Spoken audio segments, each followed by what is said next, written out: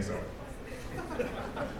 yeah, so but before the show, I was asked, I couldn't believe that they asked me to do a mental health benefit. And I was just like, and they were like, we want you to do some comedy. I was like, for real? They were like, yeah, we're gonna give you a microphone. I was like, yeah, no, you're gonna give a microphone too? Like, you gonna do this? So I wanted to do some research for the mental health benefit. So like after a lot of research, I've come and found out the number one mental health issue in life is she crazy behind ladies. See, it's a lot of ladies in here, now their eyes are twitching. Looking at the husbands, you better not clap. No, but women, like ladies all do stuff, like I'm engaged. And ladies, you just do things that, just weird to guys. Because they say like, what do they say? Like, men are from Venus, girls are from Mars. No, men are from Earth and girls are from hell. The bird hell. But they do like a little thing, like that passive stuff. Like, baby, what's the matter? Nothing. Sure, nothing's wrong. Everything's peachy. Sometimes I don't even say anything, just see if she pass out. See you in the morning.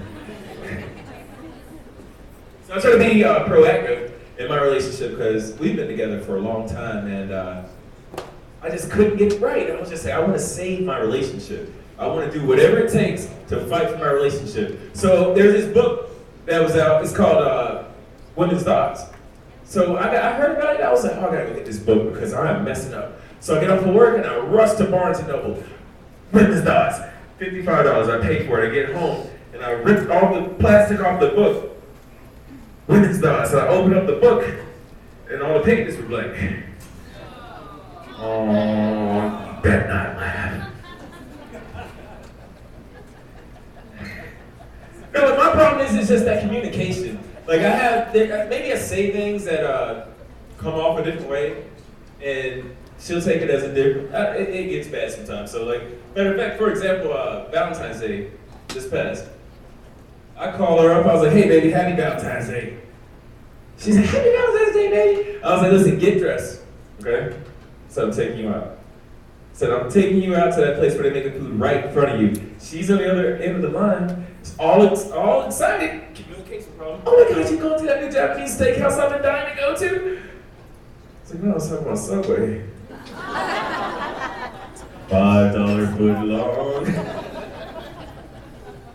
I like to write jokes like in the middle of the night. Like 3, 4 in the morning.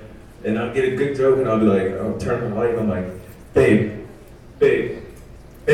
She's like, what? I'm like, you sleep? No. So she said something, she's just like, it's 3 o'clock in the morning. Please entertain me. So I did that joke. I did it for her in the middle of the night. I was like, all right, that's the joke. She's smoking a cigarette. She's like, maybe come Saturday, if you say that joke and nobody laugh, I'm not laughing either. It worked, babe. Didn't even pay attention. Social media. Yeah, so we got a lot of donations, a lot of sponsors, and like we have the highway, we have police, the police department donating. And speaking of cops, does anybody like cops? Great. But I was talking about the TV show. You know what you're gonna do when they come for you. Bad boy. Nobody knows anything what the dude says on that second verse. When the song starts getting real good, it's like bad boys, and the dude's like, no wicked, no wicked, no wicked. Everybody starts playing music, you're looking like, this guy did that. He's like, dude, just don't do that. But on Cops, it's always, I love watching the show, but it's always, they always bring the bad guy to justice every single episode. Every episode, bad guy gets caught, go to jail. And I'm like, guys, come on. One of those crackheads on holdbacks. Running from a cop, chances are he gonna get away. Because they got these special powers and stuff. They get real spooked, run from the cop, they disappear. I seen it, and then I didn't see it. And they always have these funny names of the episode. They're like, the Ho Marathon. Sunshine State Shakedown. And they always want to send a dog on them. Tiger, go get him. Don't get him, Tiger. Tiger's looking at him like, don't you see the smoke coming up from his feet? You got the gun, shoot him. I can see the name of that episode. Track star, crack star. Yeah, so, I'm off the stage. So, living here in Denver for a year now, there's not a lot of tolls, but I think I'm the only person that was side-hitted on both tolls. Like, you know, I'm just in the foothills, I'm driving, next thing I go, blip, I'm just like, what's going on? So 2 weeks later, I check the mail, well, she checks the mail, she comes back and she's like, you know, she shows me that envelope, and I'm looking, I'm just like, they sent me a picture of my car and my tag, and said I owe 50 cents. So I did the only thing that I could possibly think of, I sent them a picture of 50 cents. Like, it was funny at the time. I got court on Wednesday, but yo, round of applause, yo, mental health benefit, this is all going to a great cause, y'all. Give yourself a round of applause to volunteers. Round of applause. At first I was like, y'all work here? And they're like, no. I was like, are you doing community service? Like, what do you... No, but could you sign this stuff? Y'all give it up for Danny. Give it up for Ashley. They have bust their butt day in and day out. Thank you for having me. No problem. Thanks for all those emails. They sent a lot of emails. They like to email. So I was like, email. It's like, hey guys, we're gonna meet here. I was like, cool, email. And it's just in a text, she's like, hey, did you get my email? So this is like a confirmation now? It's like, email. And then I was trying to get here, I couldn't find the thing. I'm looking through the email, and I'm just deleting emails. I felt like a Clinton. I was just like, this is bad. No. And so we talk about with the mental health benefit, and it's such an awareness that we need to know and understand that, you know, people go through stuff, you know, they go through life. You know, I remember, you know anybody, round of applause, friend, family that has ADD, ADHD? Some of y'all over here. I'm just kidding. No, but in school, because I always knew, like, when I was growing up, it was like that kid that had the ADD. You always knew who it was, like one or two kids. So, you know, like after lunch, like they had to go to like a nurse's office and take a chill pill and stuff. But now everybody's getting told you got ADD, ADHD, ADD. So nowadays, like after lunch, like half the school is at the nurse's office. This line is it's bad. But I know when I was in school, and this I think a lot is doing acting up in school. And I remember like growing up, I would be the clown, act up in class. By the time I got home, my teacher was already on the phone. My parents got my butt beat so bad. The next day I'm in class answering all the questions. I'm like, Miss Johnson, I did my homework last night. I did all theirs too. But he's saying that everybody has ADD, maybe you just know somebody to beat that ASS. But I have kids. I love my kids. Right? Who all has kids in here? Round of applause.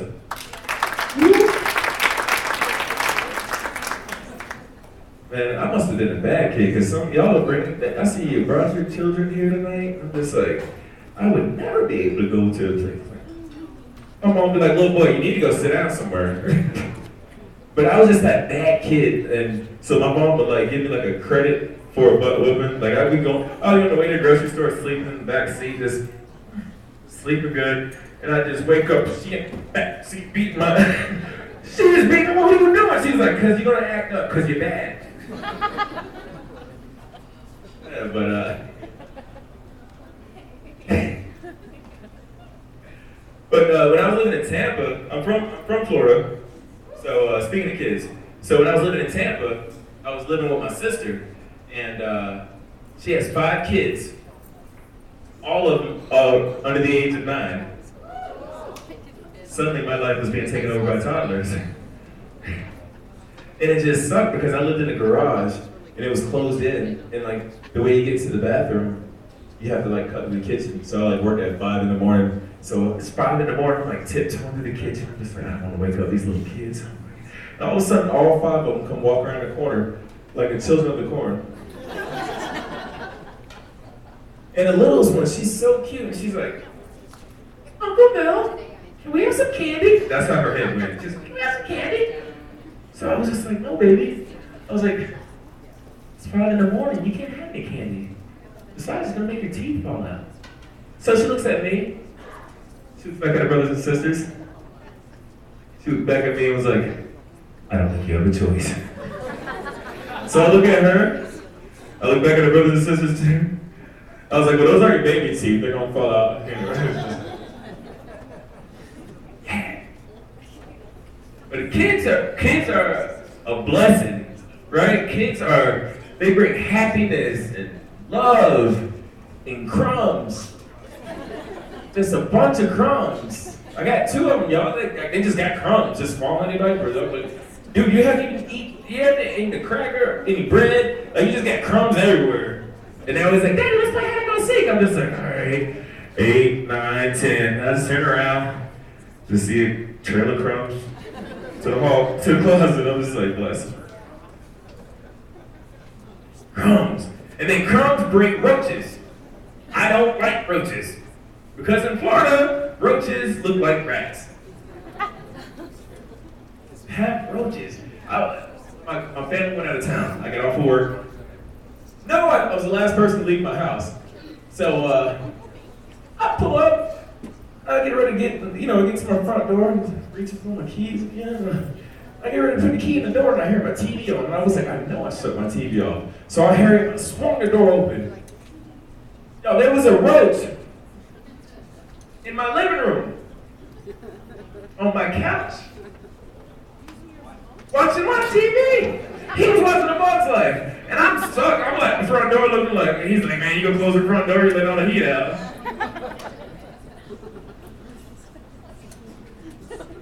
Y'all having fun yet? Give it up for yourselves. Thanks for I keep saying that, but yo, this is really important. You know what I mean? And I like from the start, I watched Ashley and Danny. I watched the Blood, Sweat, and Tears. So I mean, I really appreciate you guys. I really do appreciate everybody. But so y'all gonna stick on the kids? I just don't understand those kids. Like, especially when they start being able to talk, and then they want to just always answer everybody's phone, and you just can't answer every call because Daddy didn't pay his bill this month. So don't answer the phone. And they're like, hello. Hey, buddy, is your dad home? My dad said he's not home. Okay, bye. Crazy. So my son, it's crazy we're doing this mental health benefit, and when he was younger, at first, and it's a blessing that everything's okay. We went to the doctor, and he's actually testing off the scale. But at first, I thought something was wrong with him, because he just do weird stuff. And I don't know if it's because he was cute and innocent, but he had his tongue all in his mouth all the time. Just when he got embarrassing. And I'm just looking at him like, if people walk up to him, they'd be like, "Oh my gosh, you are so cute. What's your name?" He's like, "Hi, Jamel." And he's looking like, "Oh my gosh, he's so cute." His name is Jamel. How old are you, Jamel? Hey, Jamel. That's so bad. That's so horrible. Well, so my kids are mixed. Yes, my wife, she's white. My ex-wife, she's white. Yeah, she was white. She was from Caucasia, and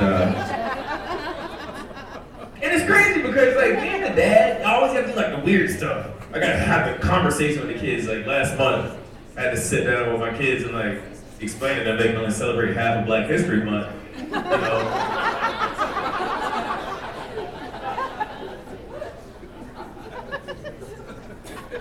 And he look at my son, and I was just like, "Yeah, you look white, but if you get stopped, like you're black."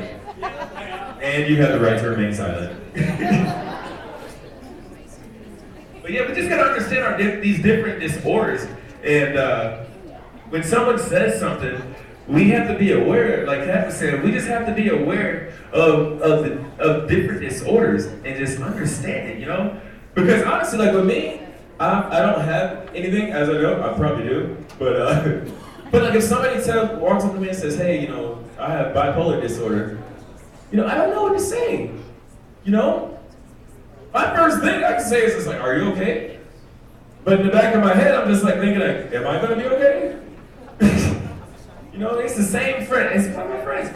And he's like the same one that he called me up one day, hey Mel, let's go to the mall. And later on that afternoon, he wants to mall Mel.